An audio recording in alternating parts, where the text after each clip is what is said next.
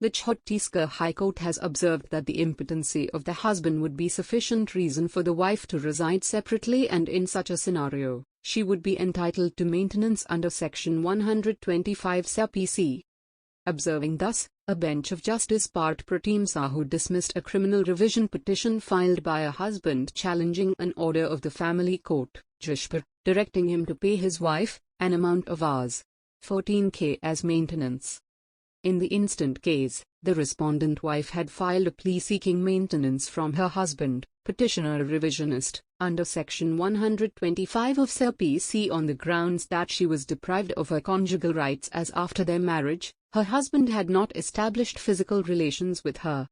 On the other hand, it was the contention of the husband revisionist that he had categorically informed his wife about his physical incompetency before the marriage, and hence, if she was now residing separately, she was not eligible for maintenance. It was further argued that impotency is not a ground mentioned under Section 125 of SAPC to be sufficient cause for a wife to reside separately.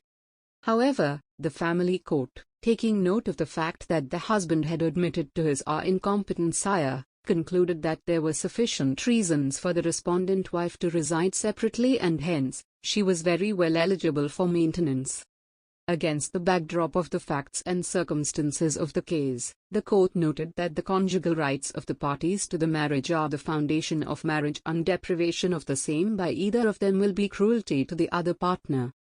The court added that there is a provision under Section 9 of the Hindu Marriage Act for restitution of conjugal rights, and if any party is deprived of his/her partner's conjugal rights, it may be one of the grounds to seek divorce, if the married person is not having a conjugal relationship with his/her partner which makes him/her entitled to take divorce, meaning thereby to separate from his or her partner. For the reasons as discussed above, that the impotency of applicant husband as admitted by him would be sufficient reason for the respondent wife to reside separately, the court further noted.